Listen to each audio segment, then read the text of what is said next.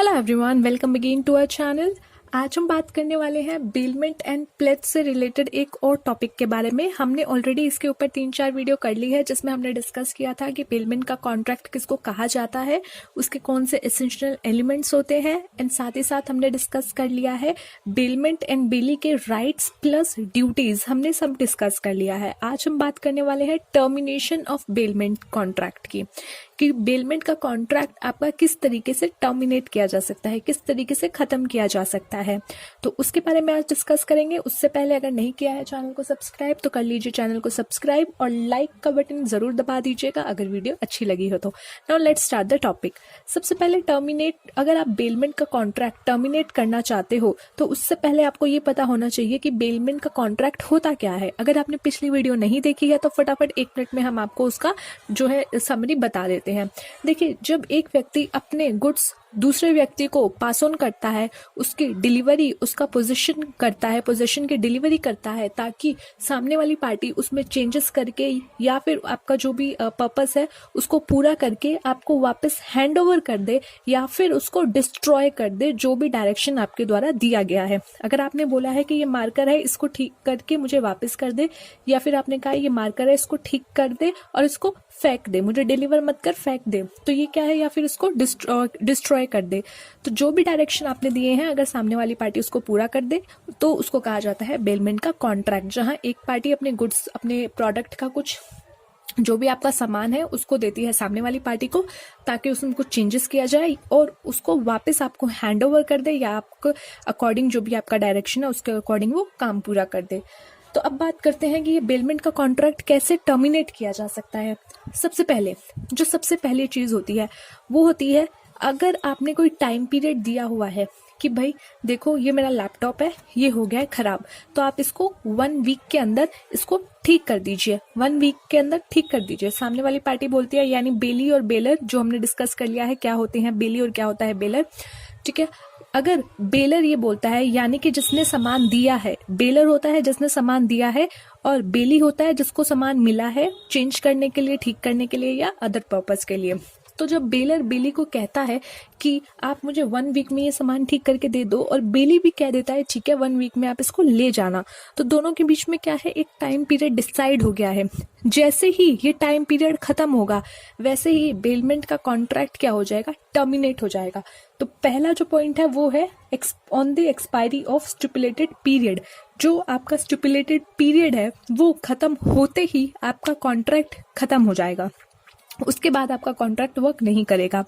If the goods were given for a stipulated period the contract of bailment shall terminate after the expiry of such period. तो पहली चीज क्या है, पहली चीज है टाइम पीरियड खत्म होते ही। Now second is your on fulfilment of purpose. मैंने किसी पर्पस के लिए अपना जो था लैपटॉप अपने सामने वाली पार्टी को दिया था, बेली को दिया था, ठीक है। ये है बेली एंड दिस इज बेलर जो कि हम हैं। तो हमने क्या किया, अपना लैपटॉप जो है सामने वाली पार्टी को दिया कि आप इसमें कुछ चेंजेस कीजिए, इसमें ठीक कीजिए, ठीक है। अब सामने वाली पार्टी ने ये चेंजेस कर दिया, ये ठीक कर दिया, तो यानी जो कॉन्ट्रैक्ट का पर्पस था कि इसमें चीज ठीक होनी चाहिए, तो यानी जो पर्पस था वो पर्पस ही पूरा हो गया। तो क्या हो गया, कॉन्ट्रैक्ट खत्म हो गया। उसको अब आगे कॉन्ट्रैक्ट क्या करोगे, उसमें अब क्या काम ही क्या होगा, ऑब्वियसली जो काम था वो कंप्लीट हो गया, so that contract is terminated. So the second point is your on fulfillment of purpose. जो purpose था वो fulfill हो गया। So if the goods were delivered for a specific purpose, a bailment shall terminate on the fulfillment of the purpose. जो भी special purpose था वो पूरा होते ही terminate हो जाएगा आपका contract भी by death, ठीक है। अब तो देखो कॉन्ट्रैक्ट करने वाला दोनों पार्टी, अगर इन दोनों पार्टी में से कोई एक चल बसा, भगवान जी को प्यारा हो गया, तो क्या होगा, ऑब्वियसली कॉन्ट्रैक्ट पूरा नहीं होगा। अब आप किसका गला पकड़ोगे कि भाई तू मेरा काम करके दे, या ये किसको गला पकड़ेगा कि मैंने तेरा काम किया तो मुझे पेमेंट दे। तो जैसे ही बेलमेंट के कॉन्ट्रैक्ट की जो 2 पार्टीज होती हैं, एक बेली और एक बेलर, दोनों में से अगर किसी की भी डेथ हो जाती है तो ये आपका कॉन्ट्रैक्ट ऑफ बेलमेंट वहां पे खत्म हो जाता है, टर्मिनेट हो जाता है। So the third point is by death. A gratuitous bailment terminates upon the death of either the bailor or the bailee. Next point आपका क्या है, नेक्स्ट है destruction of the subject matter. अब देखिए मैंने क्या बोला, मैंने कहा कि भाई तू एक काम कर, ठीक है। मैंने बेली को बोला कि भाई देख तो एक काम कर, मेरी गाड़ी, ठीक है, मेरी गाड़ी हो रही है खराब, ये मेरी गाड़ी है, ये हो रही है खराब, ये खड़ी है मेरे घर के पार्क में या मेरे घर के जो एक साथ में पार्क है वहां ये खड़ी है। तो मैंने क्या किया, मैंने इसको चाबी दे दी कि ये ले भाई चाबी, ठीक है, ये मेरी चाबी गाड़ी की, तू ले जा, तू वहां से इसको उठा ले, ठीक है, ये गाड़ी को उठा ले, ऑटो मत समझ लेना, ये गाड़ी बनाई है मैंने, गाड़ी को उठा ले और इसको ठीक कर दे और मैं तेरे से 1 हफ्ते बाद ये गाड़ी वापस ले जाऊंगा। तो अब यह क्या हुआ कि उस पार्क में क्या था, उस पार्क में कुछ बिजली गिर गई, ठीक है, या कुछ प्रॉब्लम हो गई, तो ये जो गाड़ी थी ये हो गई डिस्ट्रॉय, ये हो गई डिस्ट्रॉय।